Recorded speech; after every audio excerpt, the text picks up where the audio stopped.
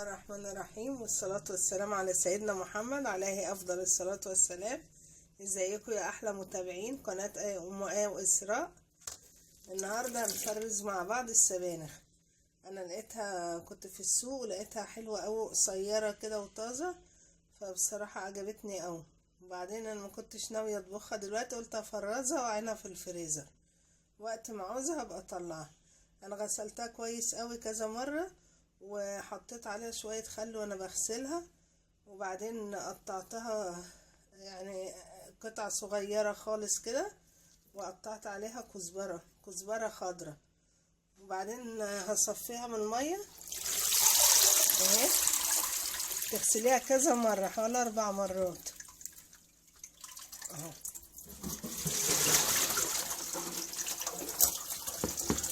تغسليها حوالي 4 مرات كده اهو. اغسلها قدامكم بالمية كده لحد ما تبقى المية بتاعتها زي الفل، ما فيهاش رملة خالص. هي تقعد تنزل رملة صفرا، يعني كل ما تغسلي لحد ما تلاقي المية ما فيهاش اي رملة صفرا. خلاص اهو.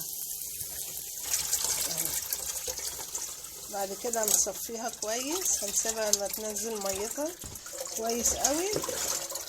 في ناس بيعملوا لها ميه مغليه عليها ليمون كده وينزلوها في الميه، يطلعوها في ميه بتلج، بس انا مش حابه اعمل كده. انا هخزنها على طول في الكيس، وهتقعد المده اللي انت عايزاها. ممكن تحتاجيها في السمبوسه، وتحتاجيها في اي حاجه تدخلي فيها السبانخ لو ولادك مش بيحبوها يعني، او تستعمليها طبيخ يعني عادي.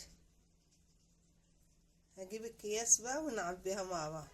بصوا يا حبايبي، انا عندي اكياس سندوتشات كده هجيبها. انا قطعت عليها الكزبره، ممكن ما تقطعيش الكزبره دلوقتي وتقطعيها ساعه ما تيجي تستعمليها، بس انا خايفه ممكن انساها ولا حاجه، انسى احط عليها كزبره. انا قطعتها عليها عشان دي لما تطلعيها مش هتسيبيها تفك.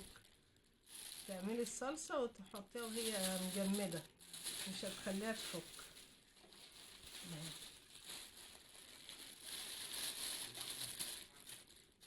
كده.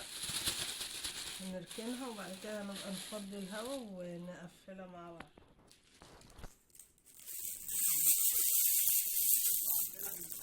هي مهيشة كده، بس لما بتحطيها في الصلصة بتبص تلاقي حجمها قل وبتهبط يعني اهو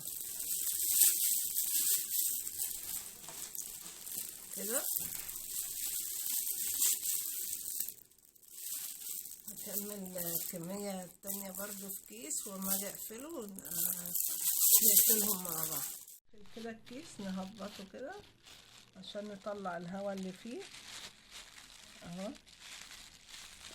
نطلع الهواء اللي فيه خالص اهو. تمسكي الطرف كده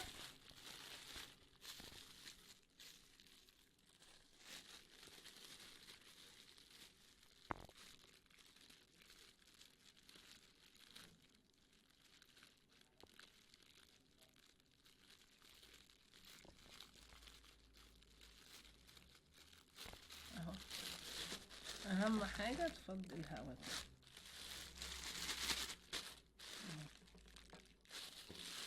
تركنيه، تعملي اللي بعده. بتفضي الهواء اللي فيه كده اهو.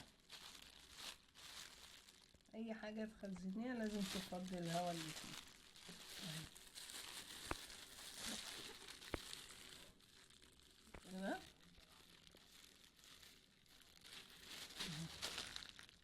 طريقة سهلة ومجربينها يعني.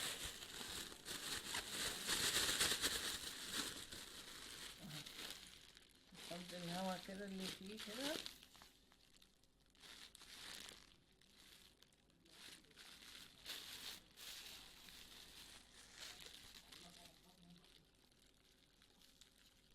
وبعد كده تحطيه بقى في الفريزر ويقعد عندك زي ما تحبي، بس ما تطلعيه ما يتفكش وهو متلج كده. تحطيه في الصلصة تاكلوا بألف هنا وشفا. السلام عليكم ورحمة الله وبركاته.